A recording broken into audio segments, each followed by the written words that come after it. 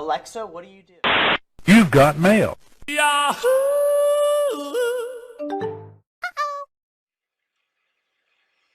Hey everybody, this is Ilea. I am doing a reaction video on 3 reasons why guys hang around. And this guy was an eye-opener, okay? Eye-opener. So, excuse how I look today. I took a shower and washed my hair. And have to retwist tighten up some of my dreads. Locks. I don't want to call them dreadlocks. I want to call them locks. This is a spiritual thing, and I think I said that in my last video about my locks, dreadlocks. Like I said, dreadlocks like a billion times, but it's called locks. Anyway, this guy is right on the money. I'm gonna let you all listen to what he got to say. I might bust in on a few things and put my little commentary opinion, unapologetic opinion in and go with this. So I would turn it down and then turn it back up and then turn it back down and then turn it up and then let it go. Okay. I do have a lot of guy friends, and like I said, I got a lot of eye-opening information. Not a lot of my guy friends are on this with me like that. They don't give me any indicators like that, but I do have a few exes and a few friends with benefits. Okay, so even though I have made promises in the past, because I didn't have any good relationships ever, except for now. And this was like somebody that had been in my life for like the last, I guess, like my granddaughter is about to be 6, about 4-5 years, and he's just so awesome. I didn't start really talking and getting to know him and everything until a couple of years ago after I had COVID. But you know, sometimes you just have to smooth eject on some people because, if a person is really into you, they will call you, pay attention to you, not just sit around and say, hey, keep me posted. They would just run to you like you would run to them, and you will be around them and desire to be with them, regardless if it's a sexual reason or just wanting to spend time with each other. Go out on dates and watch TV together, and it don't have to be a here and there kind of situation or a convenient type thing. I have a lot of trust in people, and I already saw a lot of what this guy is talking about, and it kind of hurt my feelings because I've been friends with a lot of my friends since high school, and I've had intimate relationships with only a couple of them, and a couple of them has been lingering around. I mean, at any given moment, I can marry anybody and be, set. But, sometimes you have to take a step back and see who really has your back. Because if they really got your back, you wouldn't have to just sit down and evaluate your life about where you stand in people's lives. You know what I'm saying? And I made a statement to one of my best friends, and they was like, oh no, I can't believe you said that because this, that, and the third. I didn't think you would ever say anything like that to me, and I didn't even mean it in the way that I did. But it turned me off. Like, it turned me off because I'm saying this because of the fact that I wanted my friend time. I wanted to spend time with him, but he took it as me trying to be like that typical woman, and I'm not typical. I've never been typical, and I'm not going to be typical. So it hurt my feelings, and I never really brought it up to him that what he said to me was like wrong, and because I don't like having conversations that I know will go nowhere. You know what I'm saying? And then, like I said, that was just totally misunderstood, and because we both had trauma in our lives, I did not want to go down that rabbit hole. So I didn't want to dig any holes any deeper and make our friendship worse, or not worse. I can't say worse because we never had we never had a true relationship with each other, but we always had each other and we always had each other's back up until a few years ago. Like it just for some reason both of us got comfortable and I got comfortable. I got comfortable on my behalf because of the fact that the dynamics of our relationship. And he's always been with other people besides me, and I've always been the one who always picked up the slack. You know what I'm saying? When things go wrong, and I'm always the shoulder to cry on.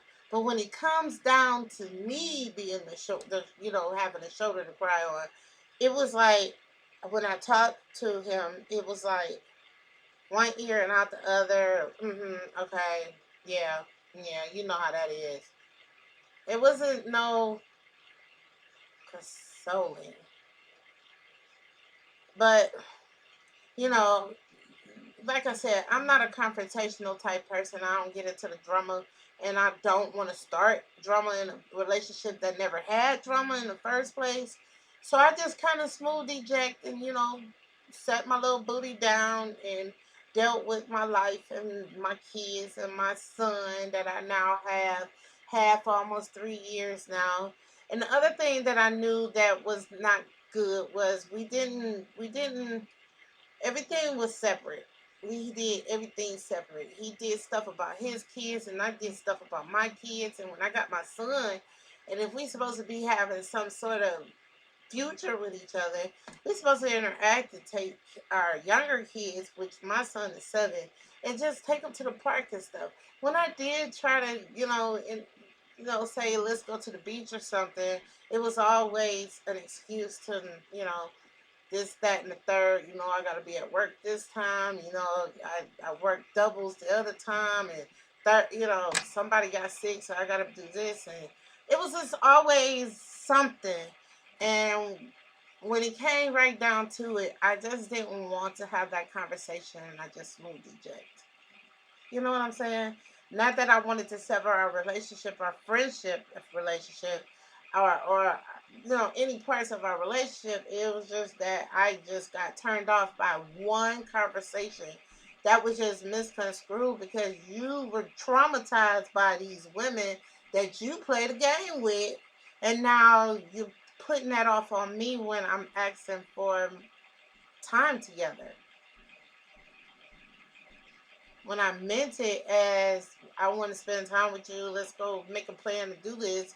But because of the way that I guess I came off, it triggered you. And I knew that it did. And I said, no, you know what? I'm not even going to try to explain this. My feelings are hurt. He knows that I come from a traumatic place with men. And that's only because I've always been good to everybody. And I've always been a good woman, no matter what. And no matter what the situation may be. I've always been that good woman. You know what I'm saying?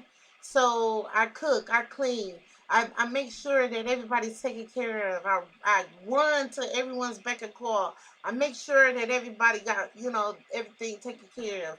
Money all the time. Like, I don't pay nobody's way, but if I know that you for certain I am the last person you want to come to, I mean, I will help you. I will give you the shirt off my back. I will, I have let many of my friends stay with me, and when it came right down to it, it was some periods of time where I needed to have somewhere to go, and it was like a temporary thing. And I never put no I never put a limit on anybody. I don't care if you're man, woman, or whatever, or what if we had a relationship or not. If you needed a place to stay, I just said, look, get yourself together, and boom, it's over with. I don't set no rules, no boundaries, or nothing like that. But it was always rules or some unspoken rule. It's never been, you know, like like it's always been a welcome mat for me, for anybody of my friends. You know what I'm saying? It's always been a welcome mat. But and my one particular best friend, he never gave me any limits either.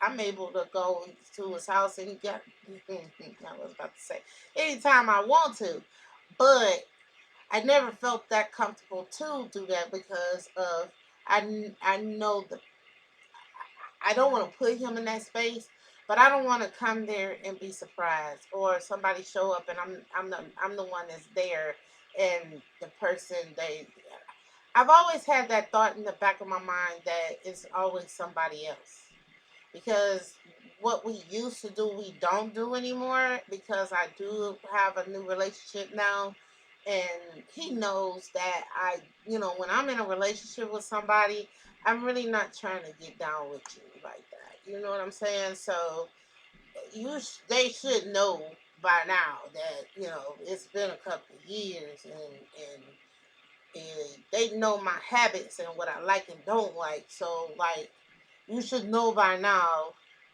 after all this time that has gone by that I have moved on.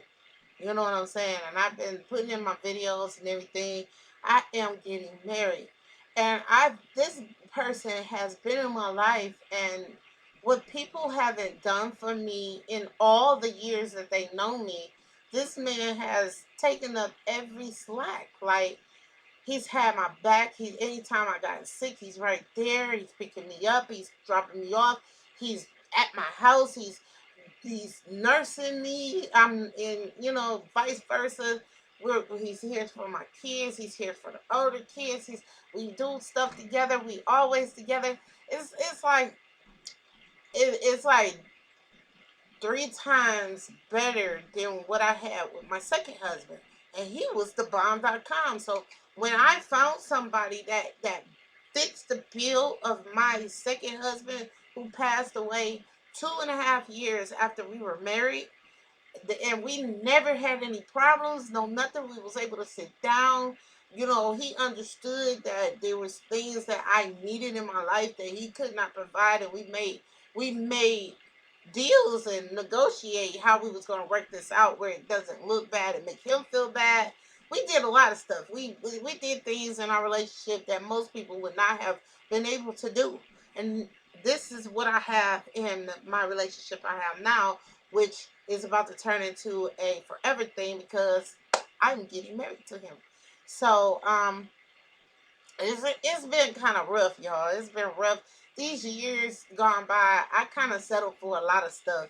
I settled for a lot of stuff. You either was on drugs, you was smoking drugs, you was doing some kind of drug, you was sniffing drugs, you was drinking, you was not drinking, but a little bit of drinking, but you was drinking to get drunk, and you had all these other issues, baby mama dramas, girlfriend problems, because I was always in open relationships.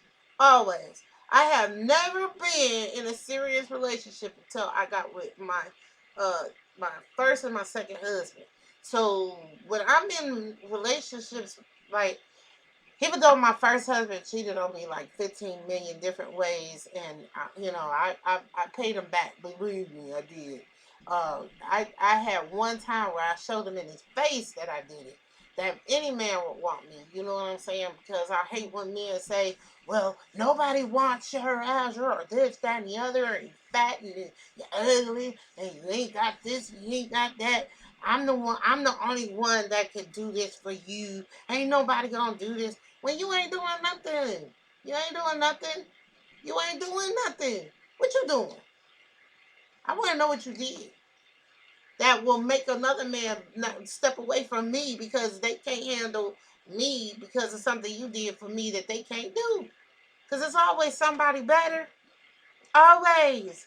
Always. That even comes down to me too. I'm a good woman. Cook, clean, entrepreneur. I'm a spiritual woman. I give my all, even when I'm not supposed to. I'm a family woman. I love kids to a certain extent until they start driving me crazy and being disobedient and defiant and all that stuff. But any person would be like that. But I'm a marine head, so like my brain don't comprehend disrespect.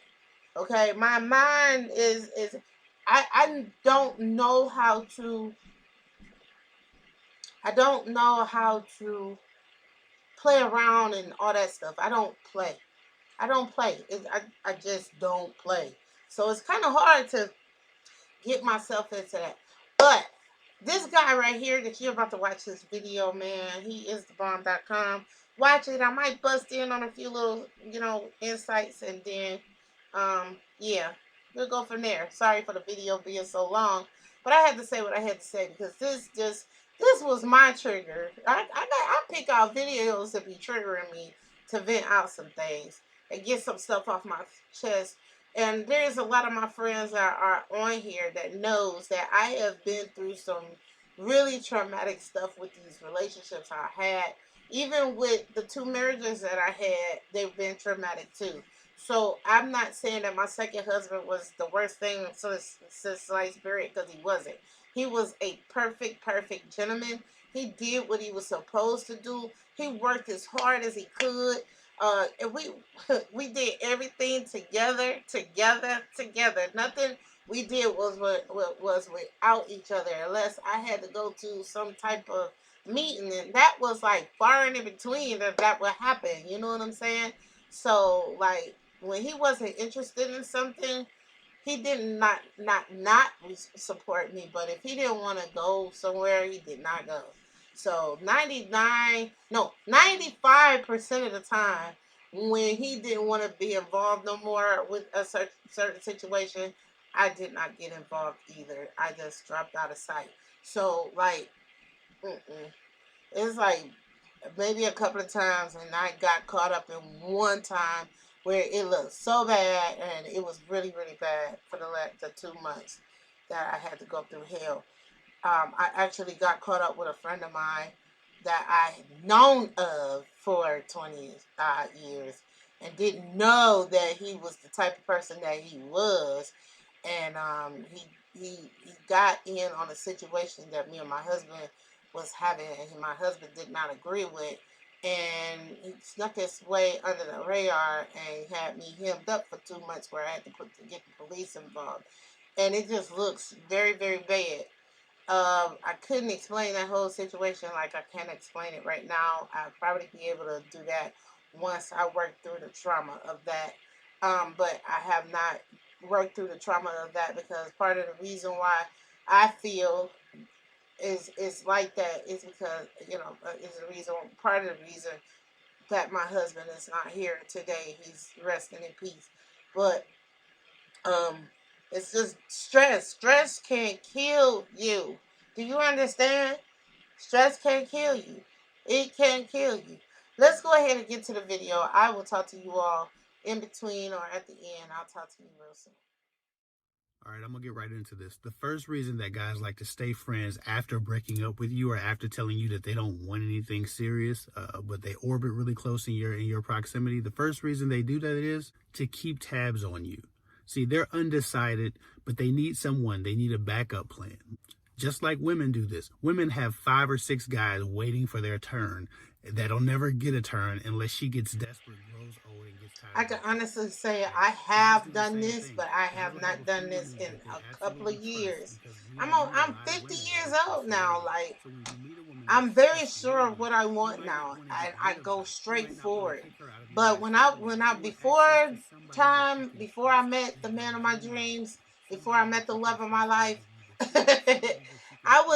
I kept people around. I mean, I wasn't sleeping with everybody, but I kept people around for that, maybe it might happen for us later on down the line.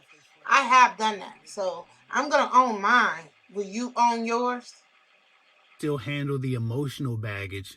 Many times that means they still have an emotional relationship with you, because they still need that need of feeling loved, being served.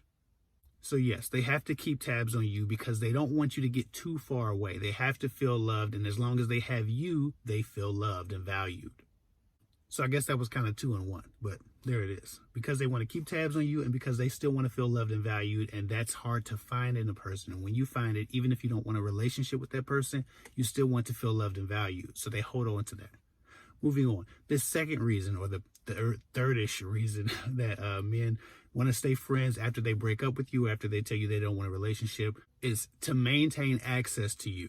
Now, I just spoke about emotionally, right? Sometimes men or women, because y'all do this too all the time, probably more than men, but sometimes people use you as an emotional placeholder, right? But they also do this physically. You also become a physical placeholder. If When the you people that don't they are know, crushing now on, when you the people that know. they are focusing on, when the I women was that they that spot. really have I don't have excitement that for aren't answering position the no phone, aren't more. giving them time, aren't responding, No. they want to maintain access to you, sexual access to you. Nobody wants to be at home choking their chicken when they could be somewhere else choking someone else or being choked by someone else. So a lot of times people keep you in a standby mode, so to speak, sexually. That's why so many women get booty calls. And that's the only time they hear from a person, because that when a person's horny, when a person's lonely, when a person's feeling rejected, when a person's feeling unloved, they want to be loved. They want the touch of a person, or they want the emotional connection to a person. They call you or whoever is holding that place for them. So this second reason is definitely because they want to maintain physical access to you. None of these men out here are looking for less ass or less sex, right? Less sexual access. They're looking for more. So once you find a woman that has given you that, you don't want to sacrifice that because you don't want a relationship right now or with her at all one day. You still want the sexual access. You still enjoyed yourself. You still need that backup plan. She becomes the emotional and the sexual backup plan.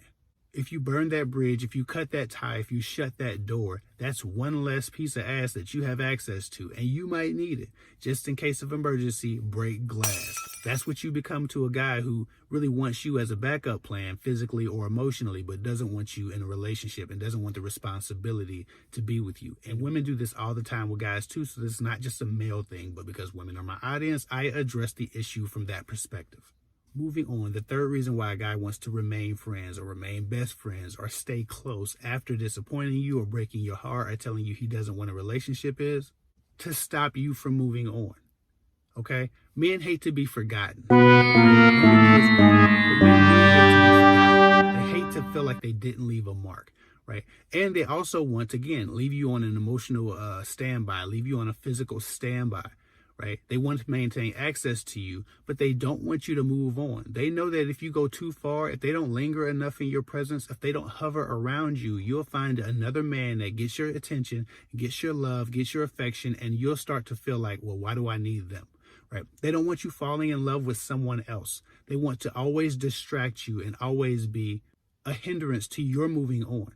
Not for malicious reasons sometimes, but just because they're too afraid to, again, burn that bridge, break that tie. If they don't have you to fall back on, then what do they have, right? It's very difficult to find a good woman out here. As much as we talk about how difficult it is to find a good man, it is difficult to find a good woman out here.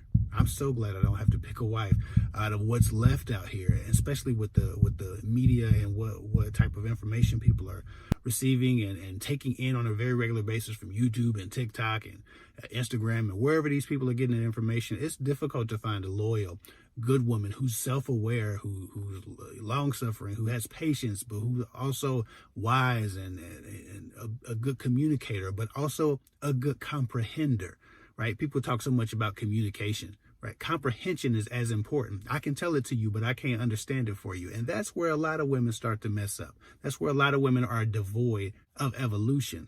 They stop comprehending shit that they don't like, and it becomes a problem. So like when I find a woman who has all of these different skill sets, as a guy, I don't want to let go of that. And I don't want you to move on. I don't want you to forget me.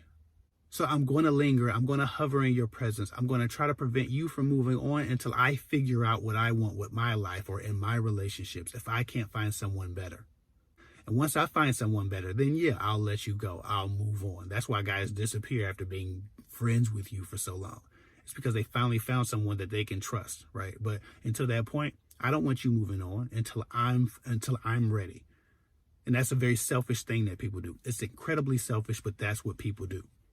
So, yep, that's it. Those are the three top reasons, or four-ish top reasons. Let me say 4 top reasons why guys want to remain friends and hover in your orbit after breaking your heart or after telling you they don't want a relationship or they're not looking for something serious. That's the 4 top reasons. Anyway, follow me at Kev Hick 24 on Instagram. I'll get with y'all later. All I got to say is facts. was facts. You know what, ladies? We got to stop settling for a warm spot in the bed. We have to stop submitting ourselves to a potential that is not going to potentially give to us, but give to someone else. Okay? If you did not have the manifestation of what was supposed to be provided for you at that time, then guess what? Don't keep waking up with a wet ass and becoming a cum bucket for some scumbag. Okay? Y'all, you gotta have more worth about yourself. Okay? I don't deal with this. I'm not going to deal with this anymore because I have ran into the love of my life. I have had him for a very long time, but at the same time, I didn't start having a future with this person until after COVID got started. And he's been there for me every step of the way. He has shown himself to be approved by God. Okay, and I'm ready. You know what I'm saying? I wasn't ready before him. I didn't want to be in any type of relationship really. After my second husband died, I was just pretty much done for. Like, ugh. But when he stepped up to the plate, my fiance, when he stepped up to the plate and showed up and showed out and been doing the same consistent thing over and over again.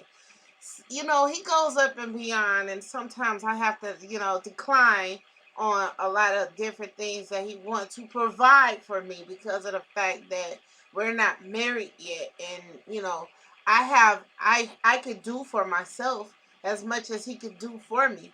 But if you are going to keep taking without giving back, which I have given back to, okay, he puts in and he gives back what he puts in, and then some, because he has provided for me even when I didn't accept everything that he was giving to me.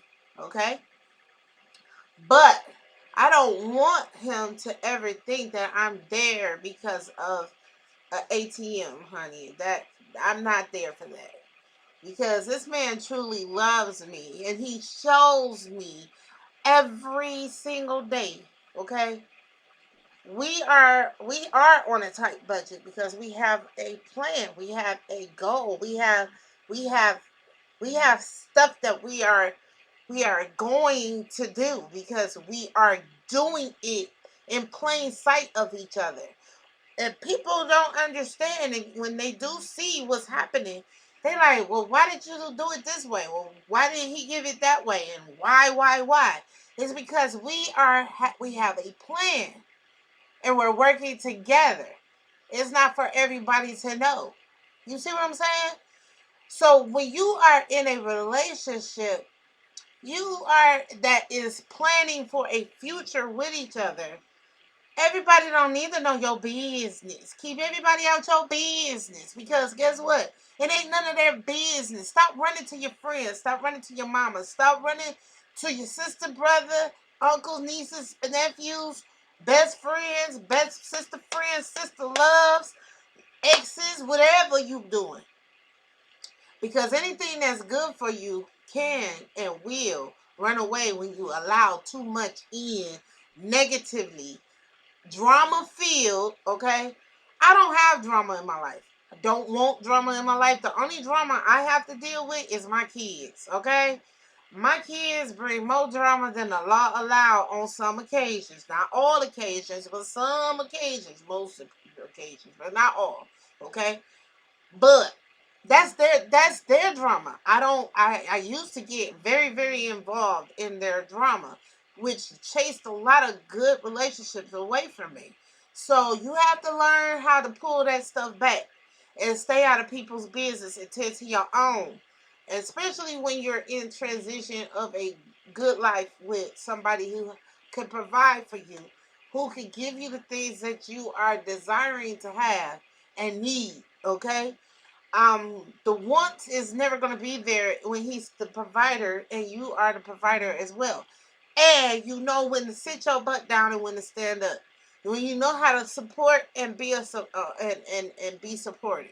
Okay, I have been so sick and tired of being in relationships that were one-sided, and I'm the one who's showing everything I got when you're only giving me bits and pieces. I'm tired of it. I was tired of it. Now I don't have to deal with it no more because I found someone who completes me and I complete them.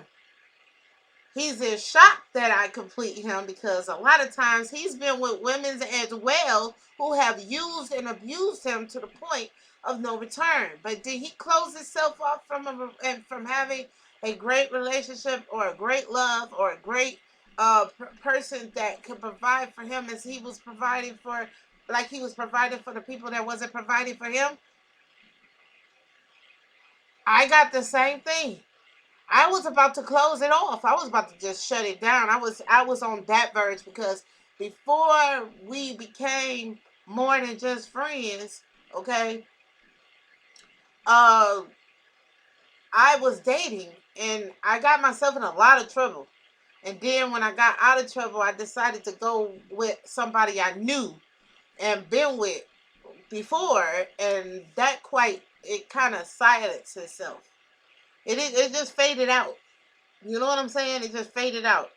We had made a decision that this is what we were going to do, and then everything just it stayed the way it was before we made the decision. Okay, and I didn't like it, and I wasn't going to entertain the conversation. I was not, because the comprehension for both of us, because he has a level of thinking and I have a level of thinking, and like I said in the beginning of the video, I made a statement one day that was taken so differently that he hurt my feelings to the point where I just stopped. And I stopped. I didn't want to go through the drama of trying to explain myself or anything like that. I don't explain myself to nobody. I don't give a damn no more. I really don't. I don't give a damn about what people are thinking and their feelings and stuff like that, because nobody gave a damn about mine. Nobody sat down and told me nothing. So why I gotta sit down and say anything to you guys? You wouldn't understand it anyway. At least I'm with somebody that cares about me, loves me unconditionally, will do anything and everything for me. Shows it now. It's not a potential. It's never a potential. Your character is who you are in a relationship, in a marriage, in a family life, everything. It's not, I'm dating you and I don't have to give everything I got. Okay? It's in your character. It's in your blood. I had someone tell me, they're a better husband than they are a boyfriend. And I said, you're right. You're absolutely right. That's why we're not together. We best friends, but that's why we're not together, because you're not a good boyfriend. I don't even know if you're a good husband because I didn't get anything. Nothing. Nothing. But a wet ass. Nothing. We didn't go out on dates. We didn't go nowhere. We didn't do nothing. Every time I invited you to go somewhere, you didn't go. You had an excuse to why you couldn't go. Well, I got to do this. I got to do that. I got to, got to. Okay? So, now, guess what? I went and set my butt down somewhere and ran into the man of my dreams, and I'm getting married soon. The house is going to be started up this spring, and everything is starting to take flight. He asked me to marry him last year, and we've been planning ever since. This pandemic is a mess, man. It's a mess. This pandemic is a mess. I mean, a total mess. So we're very careful right now, and we were still moving slow because I'm still dealing with the fact that my husband has passed, and it's been 3 years now. It's March 2nd was 3 years, and and he knew my husband, and he knew that I loved him. And he stayed out the way for a very long time, and I didn't know that he was holding the kind of feelings that he holds for me now until after COVID got started. So here we are. So when the time comes, you all will see, because I've had guys that come up to me recently like, where your man at? Where your ring at? Where your stuff at? I got this for you, that for you. I could do this, that, and the third. I could care less what you could do. Because guess what? My man could do all that and then some. When I tell you, my husband, my second husband, did everything for me. He helped me put my clothes on. He drew my baths for me. He cooked for me. He cleaned for me. When I was sick, he did everything for me. You know what I'm saying? And I felt like if I can find a man that can do those things and then some, 2 times, 3 times that, I'm marrying him. Because first of all, he's gonna be my friend first, and we're gonna kick it for a little while. We're gonna learn each other for a little while. But he ran up under my nose, even though we've been friends for a longer period of time of a couple of years. Okay, he ran up under my nose because he was kind of like silent and under the radar and everything. And it was like he was there, but he wasn't. I don't know. When you're not paying attention, you never know what you got until it comes up in your face. Just saying. Okay, so when that happened and I got sick with COVID and everything, and he was right there by my side the whole time. So that's when, I had another relationship going, and I let the relationship know that, hey, I gotta let you go, man. I've always had feelings, but at the same time, when you don't know if it's gonna be one-sided or not, you've been through hell enough, you just don't want to take that chance on. But he came to me, so it made it easier for me to go ahead and be like, oh, and breathe. So, and then my best friend asked me one time, he was living somewhere else, and he asked me, he was like, so who is this guy? I said, well, we've been going for walks and stuff, and, we sit down and talk and everything. I don't know what's going on with that. And I left it there, but whatever, however. This is the end of the video. You all have a good and blessed day. Remember, Jesus loves you, and so do I. And I hope that you find where you belong in this life with whoever God put in your life to be a part of your life for the rest of your life until death do you part. In Jesus' name, I pray. Amen. You've got mail. Goodbye. Yahoo!